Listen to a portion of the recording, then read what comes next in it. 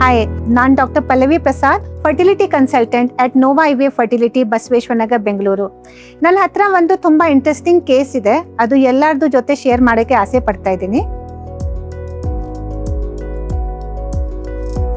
ಒಂದು 28 ವರ್ಷ ಹುಡುಗಿ ನನ್ನ ಹತ್ರ ಬಂದಿದ್ರು. ಅವರದ್ದು ಹಿಸ್ಟ್ರಿ ಏನಿತ್ತು, ಅವರಿಗೆ ತುಂಬ ಹೊಟ್ಟೆ ನೋವು ಬರ್ತಾ ಇತ್ತು. ಅದಕ್ಕೆ ಡಾಕ್ಟರ್ ಹತ್ರ ಹೋಗುವಾಗ ಸ್ಕ್ಯಾನ್ ಮಾಡಿಸಿದ್ರೆ 2 ಅಂಡಾಶಯನಲ್ಲಿ ಅವರಿಗೆ ಚಾಕ್ಲೇಟ್ ಸಿಸ್ಟ್ ಇತ್ತು. ಸಿಸ್ಟ್ ಸೈಜ್ ದೊಡ್ಡಿತ್ತು, 6 ಸೆಂಟಿಮೀಟರ್ ಒಂದು ಕಡೆ, 6 ಸೆಂಟಿಮೀಟರ್ ಇನ್ನೊಂದು ಕಡೆ. ಸೊ ಡಾಕ್ಟರ್ ಹೇಳಿದ್ರು ಸರ್ಜರಿ ಮಾಡಿಸಿ ಇದು 2 ಸಿಸ್ಟ್ ರಿಮೂವ್ ಮಾಡಬೇಕು, ಯಾಕೆಂದರೆ ಇದೇ ಕಾರಣದಿಂದ ನಿಮಗೆ ಹೊಟ್ಟೆ ನೋವು ಬರ್ತಾ ಇದೆ. ಸೊ ಲ್ಯಾಪ್ರೋಸ್ಕೋಪಿ ಮಾಡಿ ಎಂಡೋಮೆಟ್ರಿಯೋಮಾ ಸಿಸ್ಟೆಕ್ಟಮಿ ಆಯಿತು. ಅದಾದಮೇಲೆ ಡಾಕ್ಟರ್ ಹೇಳಿದ್ರು ಈಗ ನೀವು ನ್ಯಾಚುರಲ್ಗೆ ಟ್ರೈ ಮಾಡಿಸಿ. 6 ಮಂತ್ಸ್ ಆಗಲಿಲ್ಲ, ಅದ ನಂತರ ನಮ್ಮ ಹತ್ರ ಬನ್ನಿ. ಸೊ ಪೇಷಂಟ್ 6-7 ಮಂತ್ಸ್ ಟ್ರೈ ಮಾಡಿದ್ರು, ಪ್ರೆಗ್ನೆನ್ಸಿ ನ್ಯಾಚುರಲಿ ಆಗಲಿಲ್ಲ. ಡಾಕ್ಟರ್ ಹತ್ರ ಹೋಗುವಾಗ ಸ್ಕ್ಯಾನ್ ಮಾಡಿಸಿದ್ರೆ ತಿರ್ಗಾ ಸಿಸ್ಟ್ ಹಾಗೆ 5 to 6 ಸೆಂಟಿಮೀಟರ್ ಸೈಜ್ನಲ್ಲಿ ಪ್ರೆಸೆಂಟ್ ಇತ್ತು. ಸೊ ಡಾಕ್ಟರ್ ಹೇಳಿದ್ರು ಈಗ ನಿಮಗೆ ನ್ಯಾಚುರಲ್ ಆಗ್ತಾ ಇಲ್ಲ, ಒಂದೇ ದಾರಿ ಇದೆ, IVF ಮಾಡಬೇಕು. ಸೊ IVF ಮಾಡೋದು ಮುಂಚೆ ಅದು ಎಂಡೋಮೆಟ್ರಿಯೋಮಾ ಸಿಸ್ಟ್ಗೆ ಟ್ರಾನ್ಸ್ವೆಜೈನಸ್ ಸೂಜಿ ಹಾಕಿ ಅವರು ಆಸ್ಪಿರೇಟ್ ಮಾಡಿ ಅದ ನಂತರ IVF ಮಾಡ್ಸೋಕ್ಕೆ ಪ್ಲಾನ್ ಮಾಡಿದರು.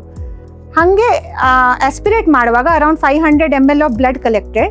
ಬಟ್ ಅದ ನಂತರ ಪೇಷಂಟ್ಗೆ ತುಂಬ ಹೈ ಜ್ವರ, sepsis, patient landed up in ICU. 14 days IV injections ಎಲ್ಲ ಕೊಟ್ಬಿಟ್ಟು ಸರಿಯಾಗಿ ಆದಮೇಲೆ IVF ಮಾಡಿದ್ರು. But IVF ultimately failed. ಇದು ಹಿಸ್ಟ್ರಿ ಜೊತೆ ಪೇಷಂಟ್ ನನ್ನ ಹತ್ರ ಬಂದಿದ್ರು.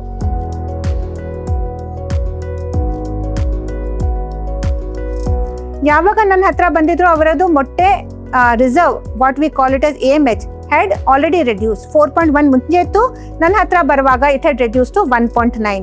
ಪೇಷಂಟ್ಗೆ ಅಲ್ಟ್ರಾ ಲಾಂಗ್ ಪ್ರೋಟೋಕಾಲ್ ಕೊಟ್ಬಿಟ್ಟು IVF ಮಾಡಿಸಿದೆ. IVF ಮಾಡಿ ನಮಗೆ 4 ಭ್ರೂಣ ಸಿಕ್ತು, 2 B ಗ್ರೇಡ್, 2 C ಗ್ರೇಡ್. ಅದ ನಂತರ ಅವರದ್ದು ಗರ್ಭಕೋಶ ಲೈನಿಂಗ್ ರೆಡಿ ಮಾಡೋಕ್ಕೆ ಟ್ಯಾಬ್ಲೆಟ್ ಕೊಡ್ತಾ ಇದೆ. ಆವಾಗ ನನಗೆ ಅನಿಸ್ತು ಲೈನಿಂಗ್ ಒಳಗೆ ಸ್ವಲ್ಪ ನೀರಿದೆ. ಸೊ ಇದು ಫರ್ದರ್ ಇನ್ವೆಸ್ಟಿಗೇಟ್ ಮಾಡೋಕ್ಕೆ ಪೇಷಂಟ್ಗೆ HSG ಮಾಡಿಸಿ ಬರೋಕ್ಕೆ ಹೇಳಿದೆ. HSGನಲ್ಲಿ ಗೊತ್ತಾಯಿತು ಅವರದ್ದು 2 ಟ್ಯೂಬ್ಸ್ನಲ್ಲಿ ಹೈಡ್ರೋಸ್ಯಾಲ್ಪಿಂಗ್ ಫಾರ್ಮೇಷನ್ ಆಗ್ತಾ ಇತ್ತು. ದ್ಯಾಟ್ ಮೀನ್ಸ್ ನೀರು ಅದು ಟ್ಯೂಬ್ಸ್ನಲ್ಲಿ ತುಂಬಿಸ್ತಾ ಇತ್ತು.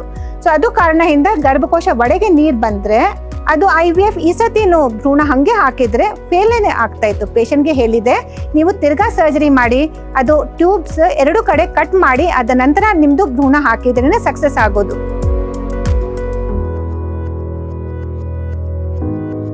ಪೇಷಂಟ್ಗೆ ತುಂಬ ಬೇಜಾರಾಯಿತು, ಯಾಕೆಂದರೆ ಇಷ್ಟೊಂದು ಟ್ರಾಮೆಟಿಕ್ ಹಿಸ್ಟ್ರಿ ಇತ್ತು. ಒಂದು ಸರ್ಜರಿ, ಅದಾದಮೇಲೆ ಕೆಡೆಗೆಯಿಂದ ಆಸ್ಪಿರೇಷನ್, ಅದಾದಮೇಲೆ ಜ್ವರ, ICU ಅಡ್ಮಿಷನ್, ಅದೆಲ್ಲ ಪೇಷಂಟ್ ಒಪ್ಕೊಳ್ತಾನೆ ಇರಲಿಲ್ಲ. ಕೊನೆಗೆ ಪೇಷಂಟ್ ಸಂಹೌ ಕನ್ವಿನ್ಸ್ಡ್ ಸರ್ಜರಿ ಮಾಡಿಸಿ ಅದು 2 ಟ್ಯೂಬ್ಸ್ ಹೈಡ್ರೋಸ್ಯಾಲ್ಪಿನ್ಸ್ ಕಟ್ ಮಾಡಿ ಅದ ನಂತರ ಗರ್ಭಕೋಶ ಲೈನಿಂಗ್ ಮಾಡಿ ನಾವು ಯಾವಾಗ ಟ್ರಾನ್ಸ್ಫರ್ ಎಂಬ್ರಿಯೋ ಮಾಡಿಸಿದ್ದೀವಿ, patient became successful and had a healthy live ಬರ್ತ್.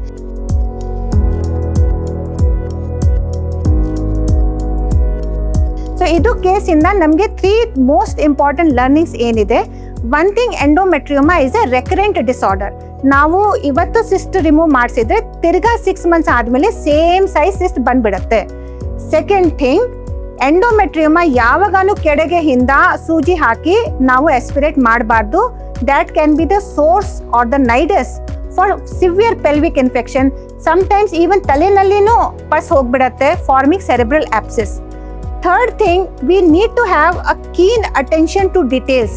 ಯಾವಾಗ ಗರ್ಭಕೋಶ ಲೈನಿಂಗ್ ರೆಡಿ ಮಾಡ್ತಾ ಇದ್ದೀವಿ ಭ್ರೂಣ ಹಾಕೋಕ್ಕೆ, ಅದು ಮುಂಚೆ ನಾವು ಕರೆಕ್ಟ್ಲಿ ಲೈನಿಂಗ್ ನೋಡಬೇಕು. ಯಾಕೆಂದ್ರೆ ಗರ್ಭಕೋಶ ಲೈನಿಂಗ್ ನಮಗೆ ದೇವರು ಮನೆ ಥರ ಇದೆ.